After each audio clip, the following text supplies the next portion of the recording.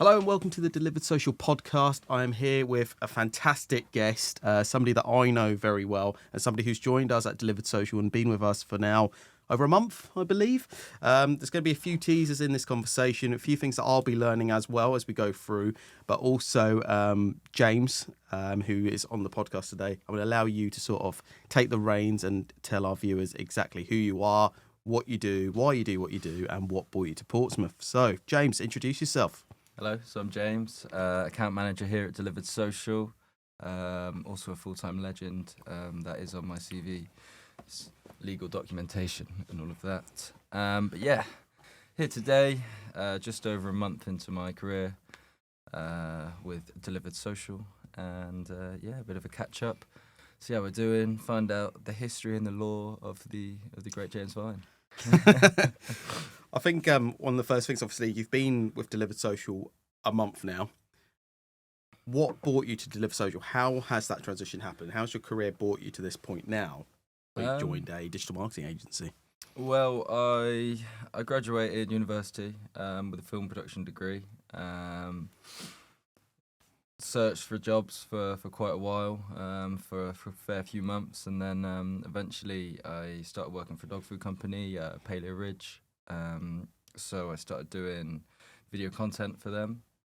I then moved across to a new position in that company doing social media management and graphic design. And then when my contract came to an end, the position to work with my former boss is sat right in front of me. We'll get onto that in a bit. We will. That opened up, and it seemed like natural progression for me and the next step in my evolution. Yeah, I mean, you've touched upon university there, which I think is a good place to start because, I mean, that's almost the beginning of your career and your journey. Why Portsmouth? It's a good question. Well, I was looking all over the country. I went to some really cool looking unis and also some really bad looking unis. Where were the bad ones? Hull. Southampton. Boo. No, it was Portsmouth kind of came around towards the end. It was one of my last open days, and I just so happened to look at the film production here rather than film studies, which is what I'd initially been looking at. And it really appealed to me. I liked the creativity of it, the freedom a little bit, it felt like. So it was kind of Liverpool or Portsmouth. As a big Liverpool fan, there was a big pull to go up there, with a lot of my friends from school and college going there as well. But in the end, I decided to move miles away and try out a new place in the south. So you said close to Liverpool. Where is home? Where's your original sort of home for me is setting? Shropshire. So I was born in a town called Shrewsbury, who some people might know. I lived in a town called Market Drayton, who less people will know. We've got a Drayton in Portsmouth. I do. I remember noticing that when I moved down and thinking, oh, there's no escaping. But yeah, a very small town. Famed for the Muller factory, gingerbread men and chavs. Cows too, actually, quite a lot of cows. Nice place, but too small for me. I needed to spread my wings a little bit and experience somewhere else. That's quite a distance. And I mean, you'll know, and we'll touch upon this later when we talk about how we worked together before, but a lot of the people we worked with, they didn't travel nowhere near as far. I mean, that's quite a distance to go from, faithfully, the north to complete the south. Most of the people that we have down here are from the south coast sort of journey or just outside of London almost, not so far. So for you to move so far from home, was that difficult? Or did you want to escape? A little bit of both. It was I think, the initial first kind of journey down, you're like, this is quite a way. I think it's a good 4-hour drive on a good run. So yeah, that was quite something. But I think at the same time, I've always been quite good at settling into new places. I'm a military child as well, so there was a little bit of moving around in my childhood. But yeah, no, it was exciting. I think more than anything to kind of be completely out of your comfort zone in a place that you've never really been to before. I have got some family in Hampshire too, so it's always nice to know you have the option of having someone close to you Keeping if you in do touch. need the help, kind of thing. Had you ever been to Portsmouth before? I'd been here as a kid to the aquarium. I can't remember its name now. It is the Blue Reef. Blue Reef. Yeah, It I've used to been be the Sea Blue Life Reef. Centre. Yeah, I remember it being a lot bigger when I was a kid. I'm pretty sure it's just a few fish tanks now. Yeah, pretty much.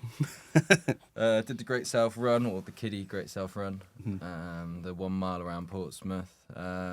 So yeah, I was here a couple times, but never really enough to know much about it or remember it that well. Okay. And then you sort of plopped into Portsmouth.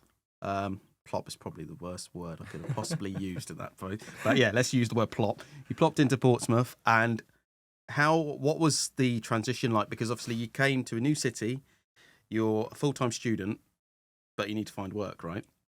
What was the plan? Was there a plan? Yeah, well, I always wanted to work in a bar. I wanted to be making cocktails and stuff. I saw the Tom Cruise film Cocktail, and I was like, well, I could do that. That looks like a bit of fun. That's not how jobs work, mate. Yeah, it worked out though. Yeah. I managed to get myself a job in a bar, or bar and restaurant, and then yeah, the rest is history really there. Yep. And how long were you there for? Too long. So- No, wow, nearly 4 years. I think it Wow. got to. I think it was 3 years and 8 months in total. Which in hospitality is a long time. Yeah, a long time in one venue, especially. I think I had a few months off here and there when I was back home for summer and stuff like that, visiting family. But yeah, 3 years and 8 months in the same tiny bar.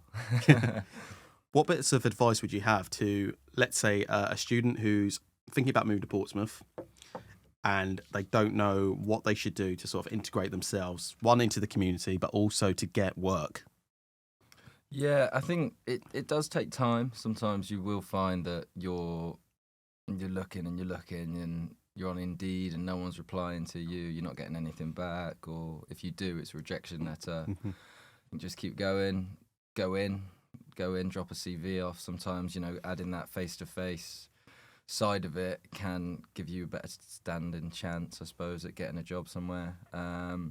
Settling into the city, it took me a while. I think it grows on you. I think Portsmouth, it's like a rash, but a good rash. A good rash. A good rash. Don't hear that up very often, do you? No, just be willing to try new things, be willing to meet new people, and I think naturally you will find friends in the city that can show you more new things, and more new people will come from that, I suppose. Mm-hmm.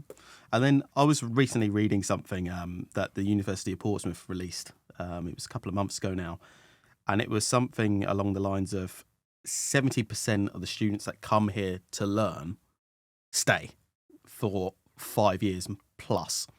So that means they finish uni and then stay here.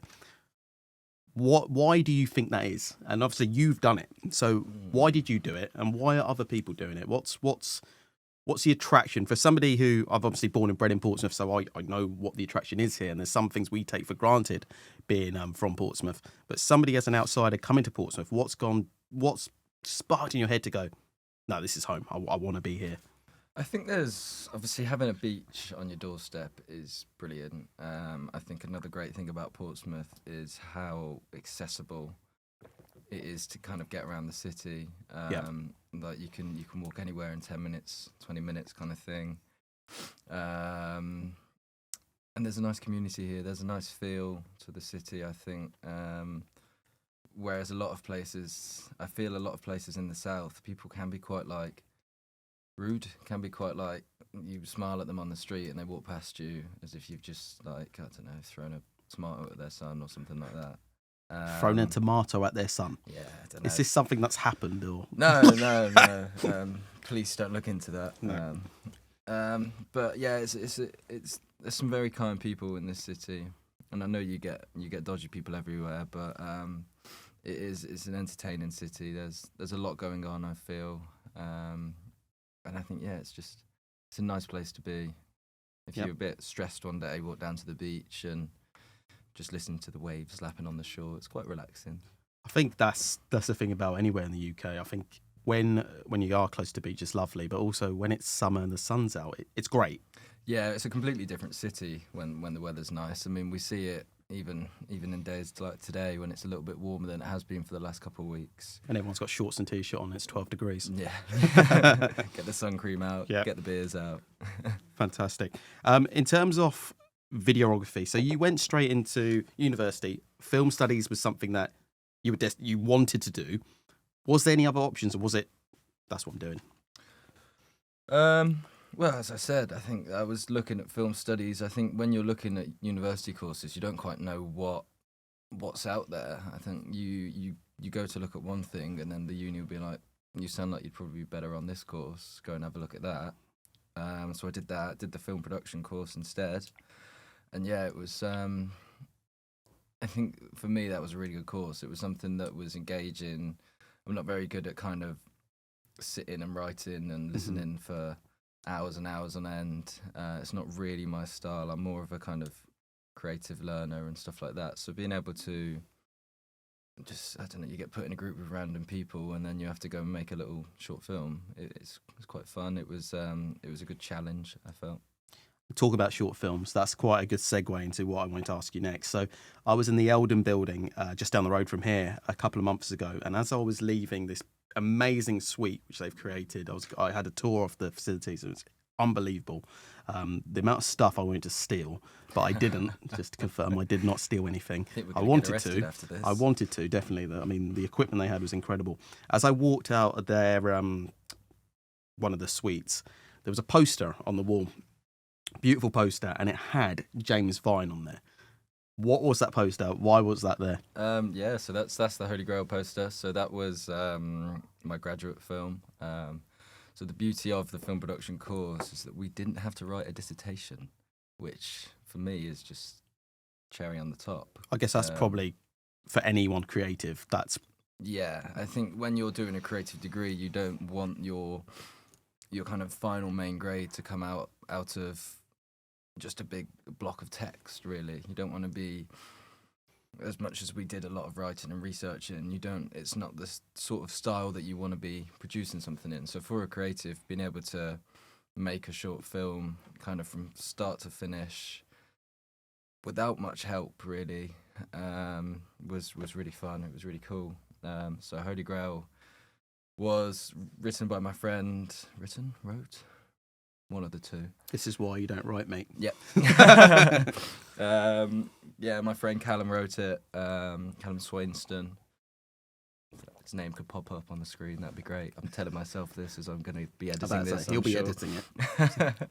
And then, with my other friends, Cammy and Eddie, who we lived with at the time, we produced this short film during on and off lockdowns, our old job reopening. How much did that hamper what you wanted to do? Would the plans completely change? Or loads, yeah. I think every kind of location that we'd looked at, that we contacted, they said, "Oh, sorry, we can't accept because of lockdown restrictions, COVID, all of this."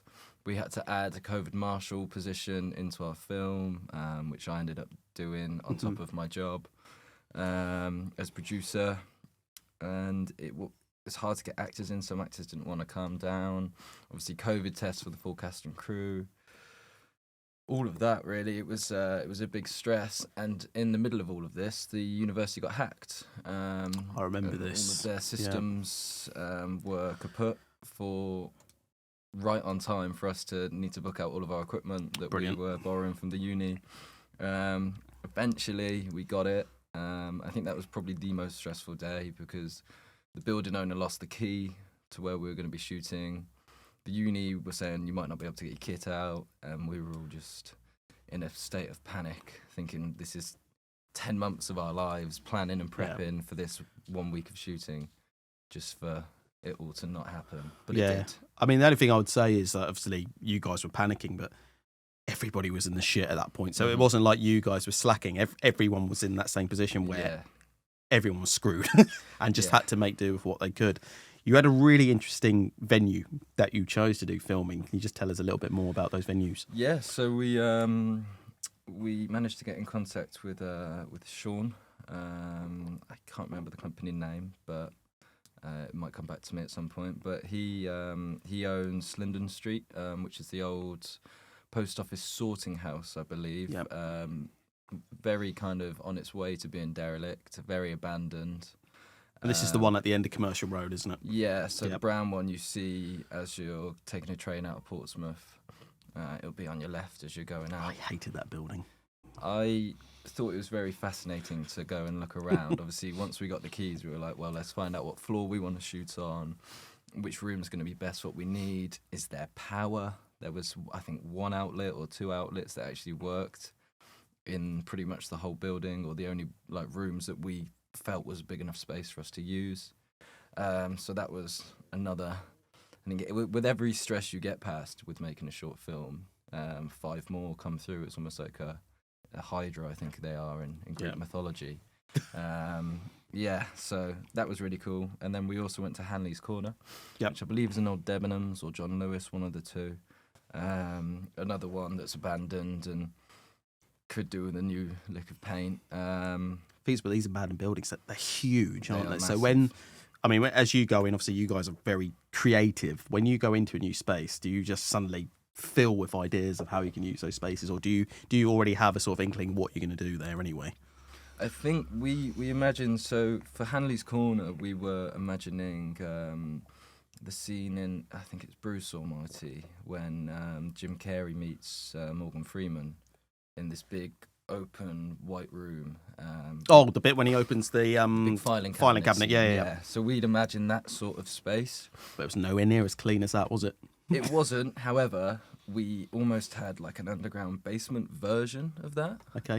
Which we then thought, okay, let's get a bit creative with this. Let's add some funky lights. Let's get some purples mixed in with greens and stuff like that. And then for this scene, it worked really well. It kind of showed, I suppose, how mad that the character was a little bit that was acting in these scenes and stuff, and it suited it quite well actually. It looks really nice in our set photos and everything, and it looked really nice in the final film, which is the main thing. Yeah, fantastic. And I was going to say, because Linden Street, as soon as you told me you were working at the old sorting post office just down there, I had flashbacks of the amount of times I had to go down there because, back in the day before Amazon existed and before you could get a parcel within an hour, if you missed your parcel or any post that you had, you'd get this annoying little slip, which you do still see every now and then. But obviously Royal Mail are mostly on strike these days, so you don't normally get them.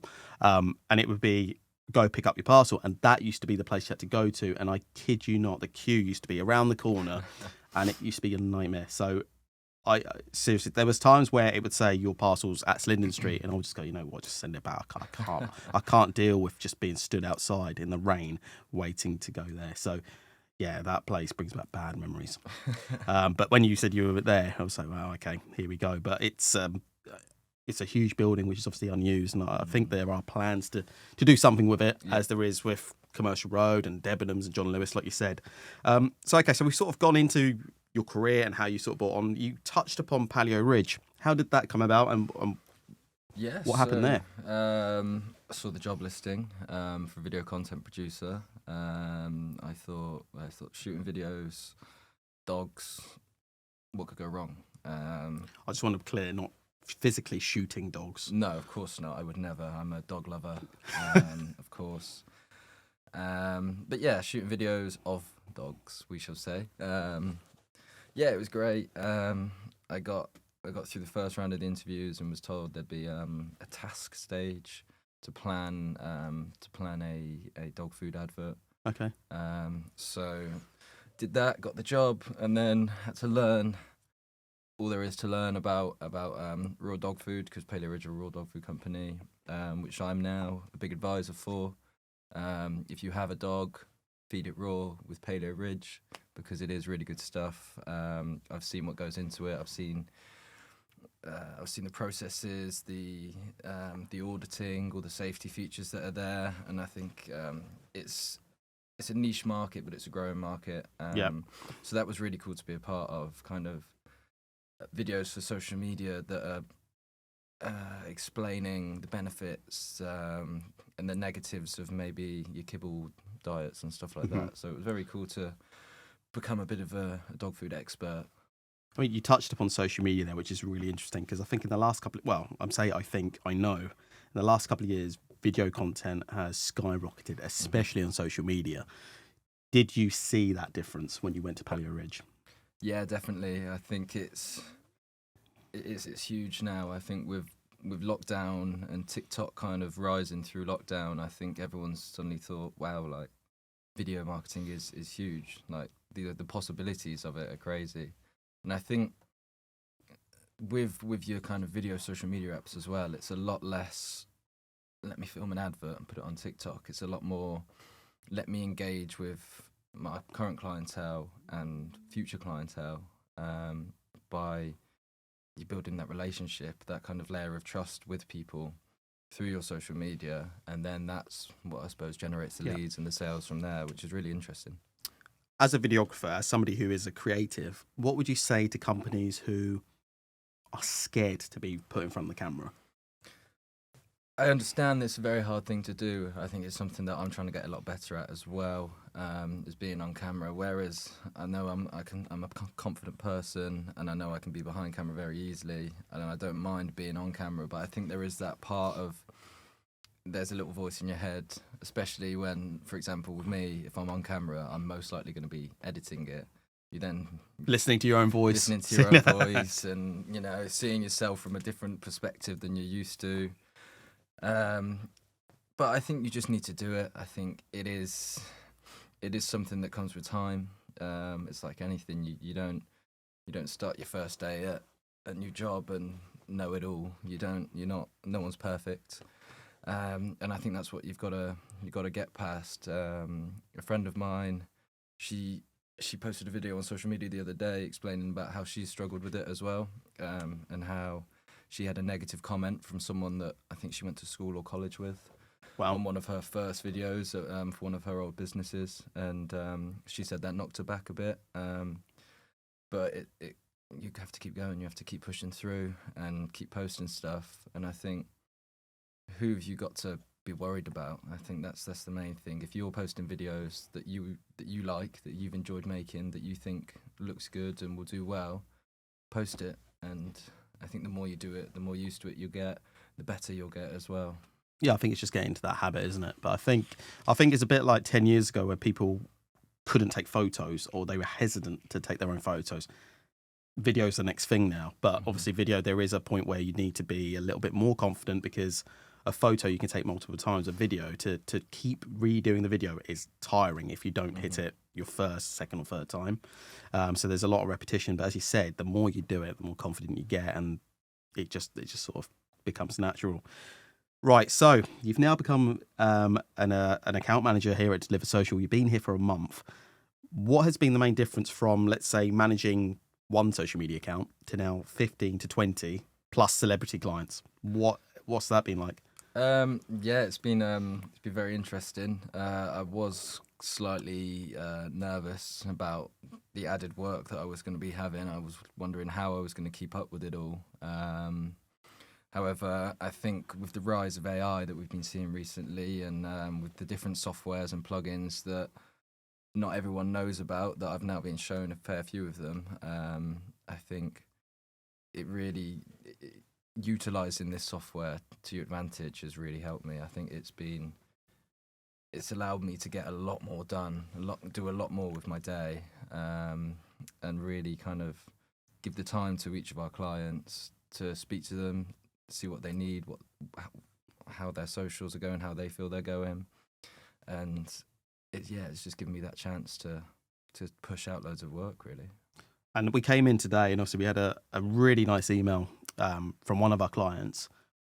Bear in mind, you've only been with us a month. What was it like getting that sort of feedback? Yeah, it's great. It's great to see. I think it's great to see that your work's being appreciated, for starters. I think that's the thing that you don't always get in creative roles. I'm sure in other roles as well, but I've found in my career so far that sometimes you're like, am I doing this right? Am I doing the right thing? Am I in the right job?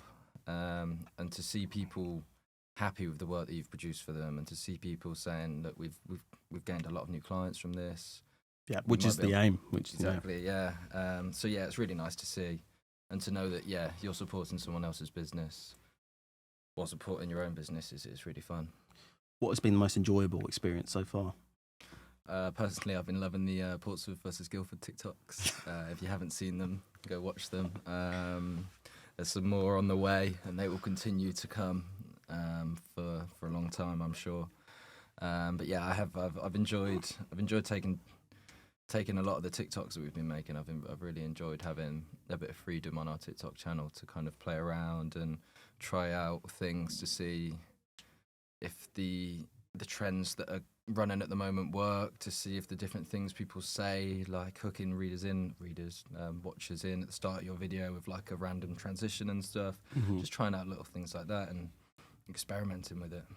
Being in the role you're in now, do you look at social media in a completely different light when you're watching it or when you're scrolling through? Yeah, definitely. I think my algorithm now is a lot of talking heads saying digital marketing stuff. Yeah, a lot of what we're doing, really, a lot of the sort of videos that we're creating, helpful tips and tricks and stuff. I'm getting them as well, which is great because it's filling my head with knowledge. It sort of gives you ideas without having to search for it, doesn't it? But yeah. Well, that's exactly it. It's great to have other people from different walks of life, different nationalities, different areas of digital marketing and social media marketing. It's nice to kind of accumulate knowledge from other creatives and other people like that. One final thing that I wanted to sort of ask you, if somebody wanted to go into digital marketing, so there are courses which people do at university or at college, which is digital marketing.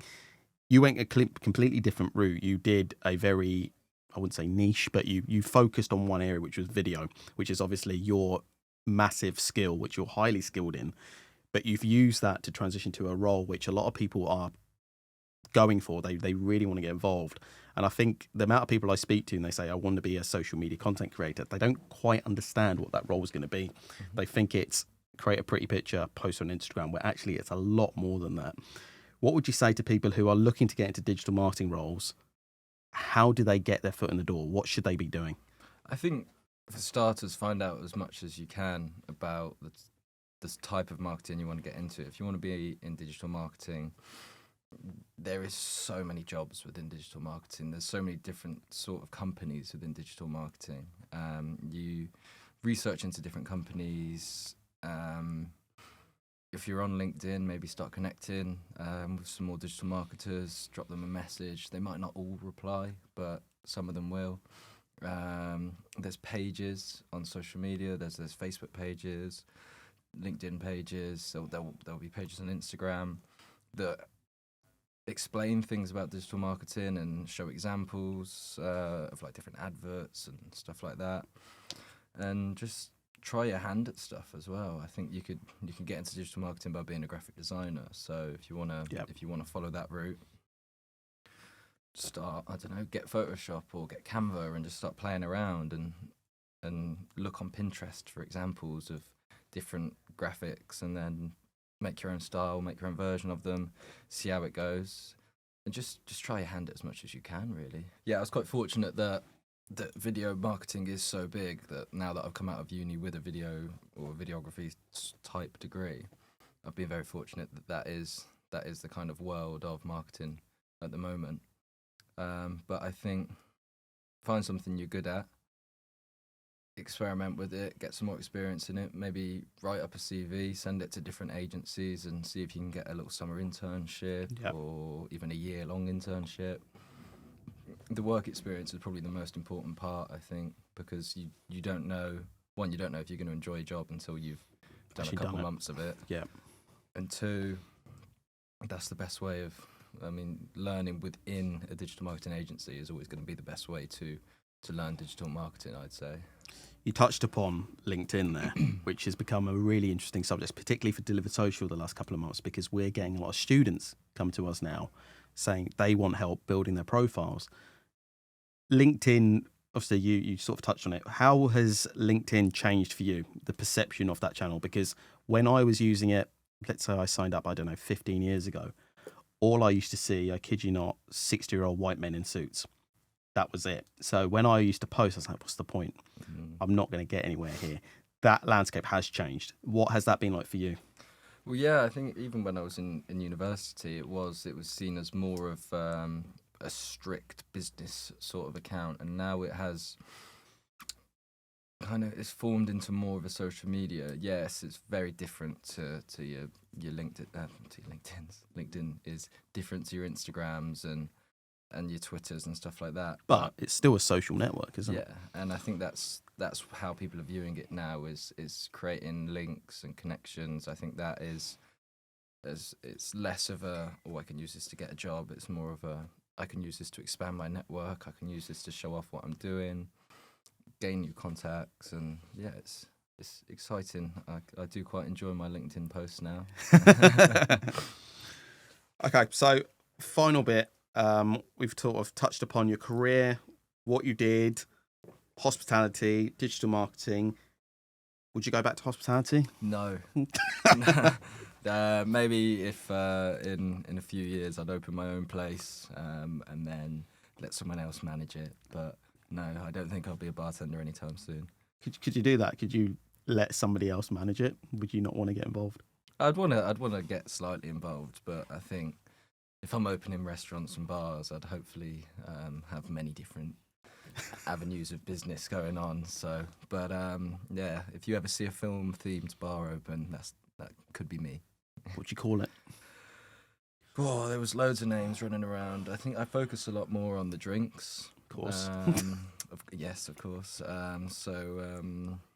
Like your Benedict Rumba batches and different the red carpet, different fancy drinks. But you never know. Maybe I'll call it the Holy Grail.